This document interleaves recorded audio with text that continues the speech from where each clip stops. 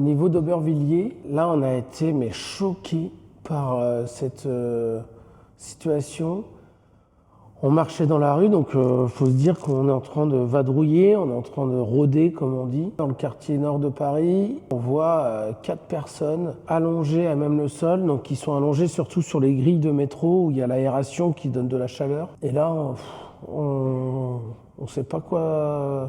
On veut prendre une photo, mais elle est tellement hardcore la photo, donc là ils sont tous défoncés au crack. On perd complètement le côté humain. Ils sont déshumanisés. Par exemple, cette personne-là utilise sa propre chaussure comme oreiller. Cette personne-là utilise une miche de pain. Là, l'image, elle est à l'arrêt. Et il faut se dire qu'en fait, cette situation-là, elle est mouvante. Les personnes, elles bougent. On se croirait vraiment dans Walking Dead, dans un film de zombies. Cette personne-là lève la tête, genre en train de parler, tu comprends rien et tout. Et les gens passent là avec les poussettes, les trottinettes, parce qu'il faut penser à tout ce brouhaha autour.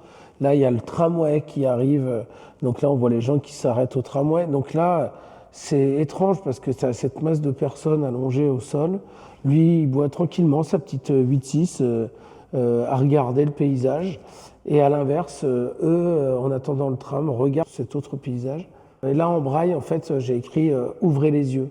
Donc c'est à la fois ouvrir les yeux sur ce tabou sociétal, à la fois c'est à eux que je pourrais parler, c'est aussi les gars, ouvrez les yeux sur ce qui se passe, là vous êtes pris par la drogue.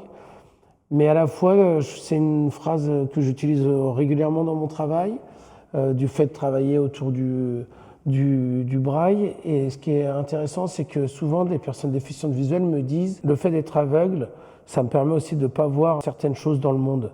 Donc, que ce soit les guerres, que ce soit la misère, que ce soit l'horreur. Cette phrase, je l'ai vraiment réfléchi parce qu'on se croirait sur un champ de bataille. Et voilà, c'est cette tristesse.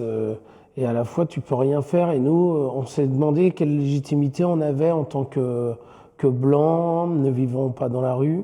Même si on fait du graffiti depuis une vingtaine d'années dans la rue, on a vu plein de choses, on a voyagé, voilà.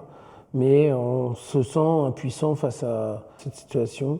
La seule chose qu'on peut faire, c'est de sensibiliser les gens sur ce fait de société et voilà, de faire en tout cas réfléchir. Et toute cette exposition, elle est sur ce principe-là, d'ouvrir les yeux sur ce qui nous entoure. Et c'est aussi et surtout de créer une discussion autour de ce sujet-là.